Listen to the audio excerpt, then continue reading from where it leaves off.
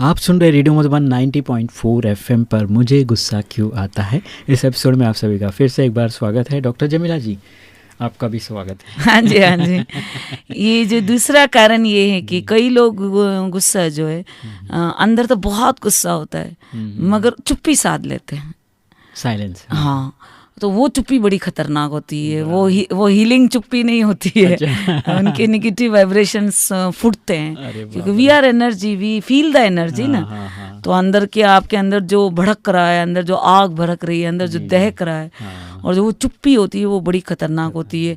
और उस चुप्पी से सभी लोग खामोश हो जाते हैं, उस चुप्पी से सब डर जाते हैं और उस चुप्पी को तोड़ने के लिए बड़ा कई बार महीनों तक बात नहीं करते। आप घर में रह रहे हैं और बात ही नहीं कर रहे हैं तो वो तो घर बड़ा शमशान जैसा लगता है ना।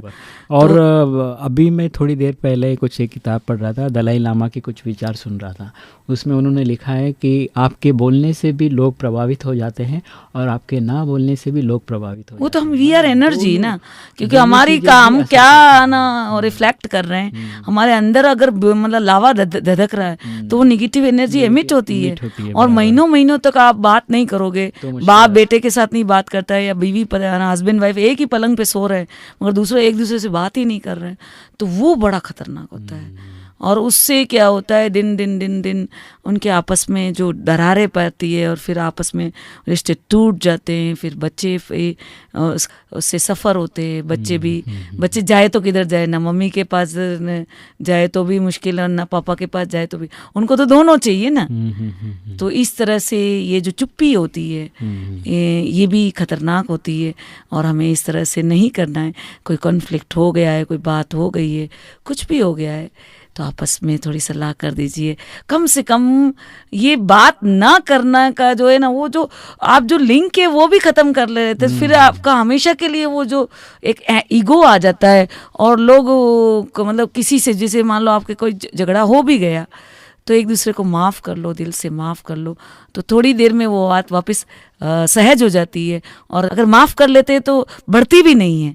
मगर ये चुप्पी जो साथ लेते हैं या महीनों तक नहीं बोलते या सालों तक नहीं बोलते तो फिर उसको जोड़ पाना मुश्किल हो जाता है। हाँ, वो कि रहीमन धागा प्रेम का मत तोड़ो चिटकाए, टूटे फिर सो ना जुड़े, जुड़े गांठ पड़ी जाए। तो फिर वो वापस हीलिंग टच नहीं आता है। फिर बात तो कम से कम कर ही लेनी चाहिए। कोई नाराज भी हो गया है तो आप अपनी तरफ से थोड़ा छोटे बन के बात कर लीजिए, मगर वो चुप्पी को ख़त्म कर लीजिए। करना चाहिए।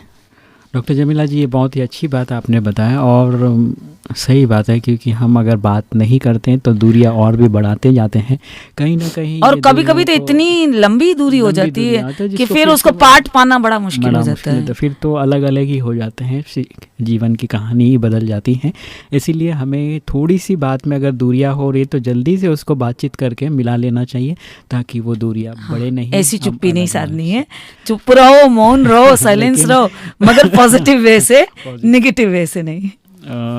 मेडिटेशन के हिसाब से वो अलग है, मौन रखना। जैसे कि आप खास मौन रख रहे हैं और सभी को बता के रख रहे हैं, सबको खुशियाँ दे रहे हैं, तो खुशियाँ देने के लिए आप रख रहे हैं, तो ये वेल एंड गुड, बहुत अच्छा है। लेकिन वो तो आपकी एम्पावर करेगा, आपकी साइलेंस की शक्ति बढ़ाएगा, आपका इनर पावर बढ़ाएगा, आपका ऑरा चार्ज करेगा, दूसरों को भी उससे कुछ मिलेगा और आप पूरे वर्ल्ड को शांति किरणें, सुख की किरणें, आनंद की किरणें फैलाओगे तो दैट इज गुड। बट नाराज नहीं होगा, मगर निगेटिव एनर्जी वाला चुप्पी नहीं करना है। तो चलिए इसी के साथ हम पॉजिटिव एनर्जी को फिर से फैलाने की कोशिश करते हैं। ये बहुत ही प्यारा सा गीत के माध्यम से आप सुन रहे हैं ब्रह्मा कुमारी इसका सामुदायिक radio station radio Madhuban 90.4 FM। सुनते रहो, मुस्कुराते रहो।